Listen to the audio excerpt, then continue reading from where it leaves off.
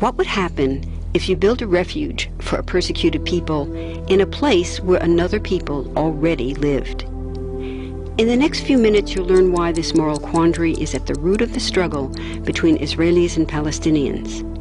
First, there are a couple of things it's helpful to understand. One, many Jews fled harsh persecution in anti-Semitic Europe, especially the Nazi Holocaust. Zionists encouraged massive immigration to historic Palestine, at that time a British colony, where Jews had an age-old connection and where small Jewish communities had long existed among larger groups of indigenous peoples.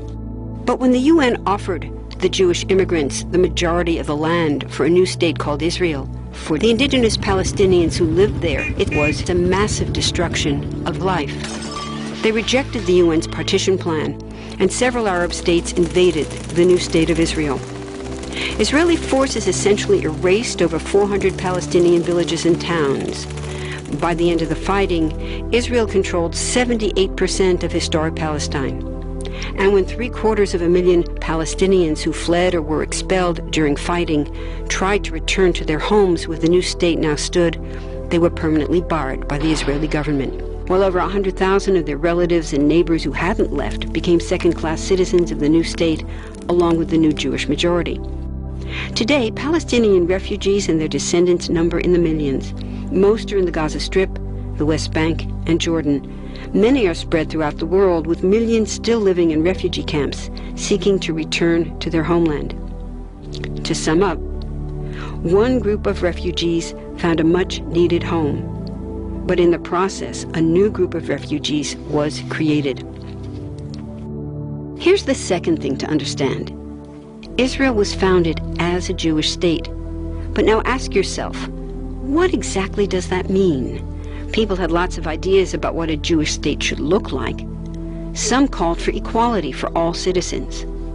But what was created, in practice, was institutional discrimination against non-Jews. In other words, Israel ended up being built on a blueprint of exclusion. The Israeli government wants maximum land and resources for Jews, but not the Palestinians living there.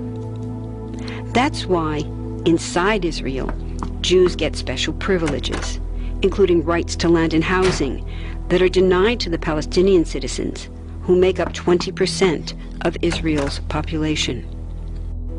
That's also part of why Israel has never defined its borders.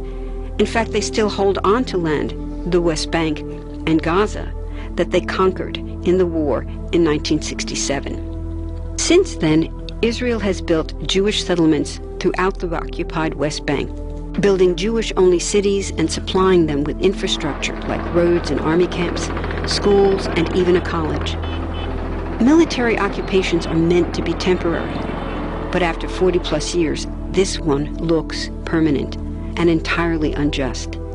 In the West Bank, Israeli Jewish settlers and Palestinians live on the same land, but must live under two completely separate and unequal systems of Israeli law. The Jewish settlers dominate the natural resources, including water and agricultural land, and they're backed by the Israeli army. To maintain the occupation, Israel has demolished thousands of Palestinian homes and orchards, confiscated Palestinian land, bombed a captive civilian population in Gaza, and punished resistance with raids, arrests, and assassinations, all to gain maximum land, while making life so difficult for Palestinians that they will either leave or be too afraid to resist. Palestinians have fought back. For decades, they tried to achieve national liberation through armed struggle. Some groups still do. But the majority now support popular protest instead. The deeply harmful pattern of control, repression, and violence profoundly harms Palestinians living under occupation and Israelis living as occupiers. This must be broken to reach a peaceful and secure future for both peoples. Now that you understand the problem, what about the solution? What about peace talks? So far, over 2 decades of U.S.-backed peace talks have actually made things worse by helping Israel continue the occupation. It's been years of talking while Israel massively expanded the Jewish settlements and literally redrew the map.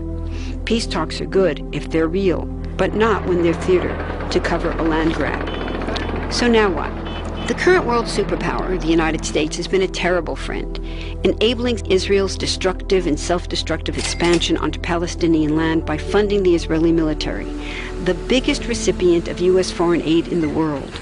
But there's another superpower that can make the difference: you. There's a movement with hundreds of thousands of people just like you across the world, including Palestinians and Israelis, protesting, educating, divesting, and boycotting, all to bring nonviolent international pressure on Israel to stop violating human rights of Palestinians.